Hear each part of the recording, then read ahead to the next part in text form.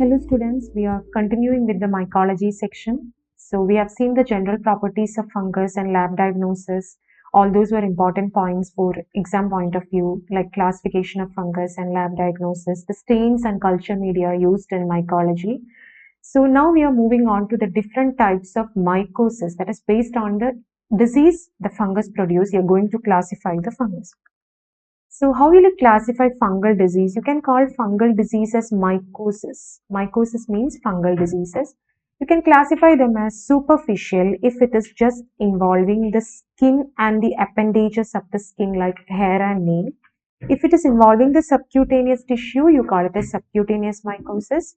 If it is going to the bloodstream and it causing infection in different systems, you call it as systemic mycosis. And some fungi, they are normally saprophytic, but when they get an opportunity like a low immunity of the host, they can cause infection, they can become pathogenic. Such fungi are called as opportunistic mycotic infections. So these are the four classification of basic classification of the fungal diseases or mycosis: superficial, subcutaneous, systemic, and opportunistic. So you should know the examples for each of these types that can also be asked as a question, the classification of mycosis. So first we'll be dealing with the superficial mycosis. So what is meant by superficial mycosis? It means they are strictly surface infections. They are confined to the skin, or it is confined to the epidermis and dermis. It won't go beneath the dermis. So it can involve skin, hair, nail, and mucosa. You can classify superficial mycosis into surface infections and also cutaneous infections. The difference is the surface infection, they will be just confined to the epidermis layer, including tinea versicolor, which is caused by a yeast called Malassezia furfur, tinea nigra, and also pedra. So these are the surface infections which are confined to the epidermal layer. When it comes to the dermal layer, you call it as cutaneous infection, but this is also confined to this layer. It never goes beneath this layer. And the best and beautiful example for the cutaneous infection, that is, these fungi, they all show beautiful structures over the microscope, but the infections or disease they cause is actually quite problematic. So they can cause different kind of cutaneous infections, and the best example is dermatophytes. So the name itself, it is dermato, so it is affecting the skin. So dermatophyte is an important question which is repeatedly asked. So what is meant by dermatophytes? Dermatophytes are a group of fungi that infect only the superficial keratinized tissue. So it can involve skin, hair, and nails.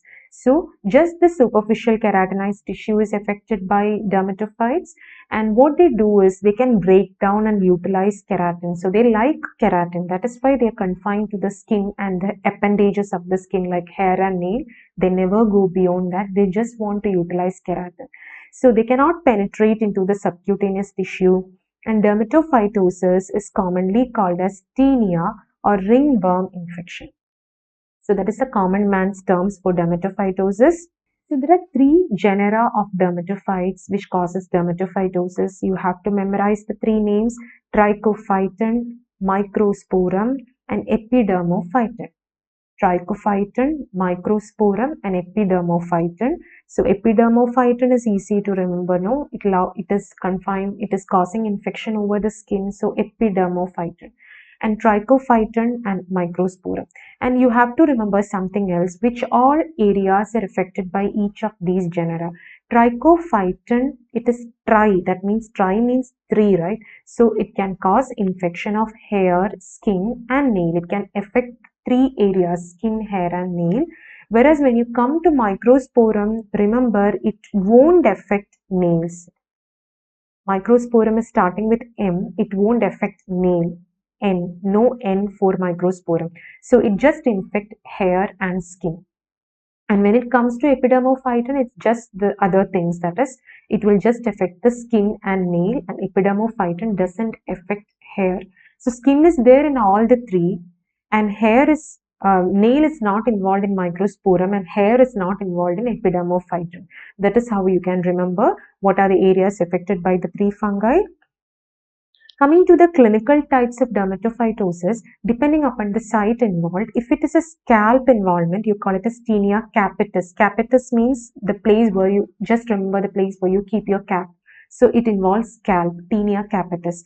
Now, if it is involving the body, non-hairy skin of the body, you call it as corporous. Corporous means, the term means body, so it is affecting the body. And crurus means it is affecting the groin region.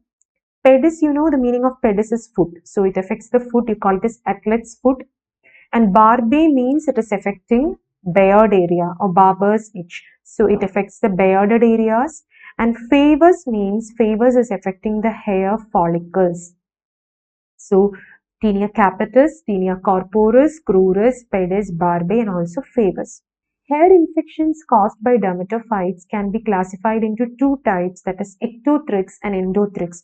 The meaning is ectothrix means you can see the arthrospores which are produced by the dermatophytes are seen on the hair shaft, on the surface of the hair shaft. So it is not present inside the hair shaft, it is just over the surface of the hair shaft. Suppose the arthrospores are inside the hair shaft, you call it as endothrix. So ecto means outside, endo means inside. This is how you classify the hair infections. Coming to the laboratory diagnosis of dermatophytes. So when you write for dermatophyte for exam, you have to say what is dermatophytosis, what are the genera that causes dermatophytosis, why they like to be in the skin and appendages, because they would like to utilize the keratin and break down it. It will never go to the subcutaneous tissue.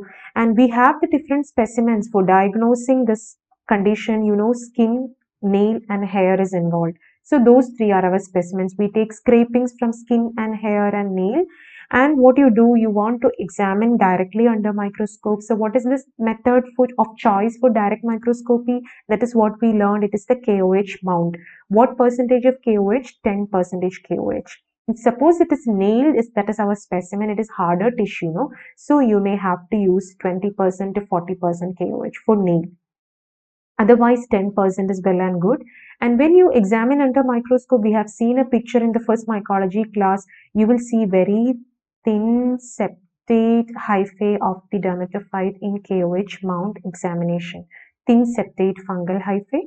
And what will you do for culture? Culture, you will use a Sebarodes dextrose-agar. It is better to use Sebarodes dextrose-agar with antibiotics like chloramphenicol and cycloheximide. Why? Because you want to inhibit the growth of commensal bacteria and commensal fungi. So, you grow dermatophytes in STA medium, you will see cotton, velvety, whitish color colonies in Sebarodes dextrose-agar, and some of them will have a pigmentation on the reverse side, like certain species like trichophyton. So you're going to incubate the culture at 25 to 30 degrees Celsius. You see, most of the fungi require prolonged incubation for growth. It will need 2 to 3 weeks for growing. So you have to incubate it for a prolonged duration. And how you're going to identify the dermatophyte growth? Based on the colony morphology, pigment production, microconidia and macroconidia. We have learned the different types of aerial spores produced by dermatophytes. It's called microconidia and macroconidia. In this picture, you can see the hyphae and the small ones over the hyphae. The small ones, those are the microconidia. And you can see the long pencil-shaped structures, multicellular structures, those are the macroconidia. So microconidia and macroconidia are classical picture which we see, classical conidia which we see for dermatophytes. And some of the dermatophytes, like a species called Trichophyton rubrum. Rubrum means red, right? So Trichophyton rubrum will produce a reddish pigmentation on the reverse side of the culture medium. So based on the colony morphology, the color, the pigment, micro and macroconidia, we can identify that particular dermatophyte is present. So this is actually this pencil-shaped macroconidia and the small leaf-shaped microconidia. This is classical appearance of trichophyton. So the colony characteristics will be white to creamy, cottony growth, that's what I said. And microscopy, it will reveal microconidia, macroconidia or both. So that is the cultural characteristic for dermatophytes. So based on the microscopy and the cultural appearance and the cultural LPCB mounts that we take from the colony, you can visualize what type of dermatophyte is present.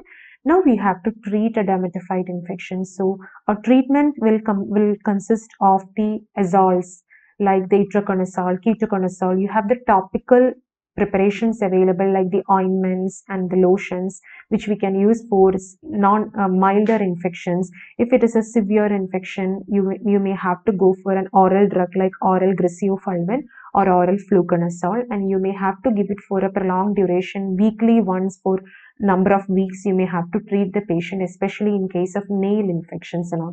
So topical azoles, oral griseofulvin, those are the treatment which we do for dermatophytes. So please see all the questions that is very important from this part, like culture of fungi is very important. Don't forget the medium that we use for fungus, SDA. Then stains and culture media used for fungus. I'm repeating this because this is always asked. And when they ask the stains which we use for fungus, you have to say gram staining, which is done for Candida and Cryptococcus.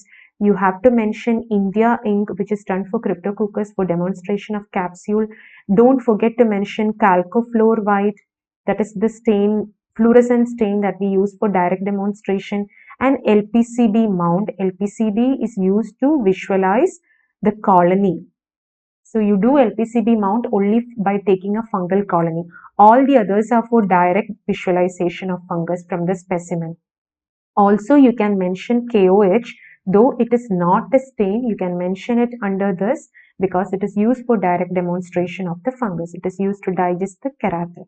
So those are the stains and culture media we use. Sebarots dextrose agar, don't forget the pH. pH is 5.6, which contains peptone and dextrose. And you have to learn the classification of fungi and classification of mycosis with example. Right now we have learned dermatophytosis. This is a very important question. So dermatophytosis, remember the name of the fungal genera coming under dermatophytes: trichophyton, microsporum, and epidermophyton.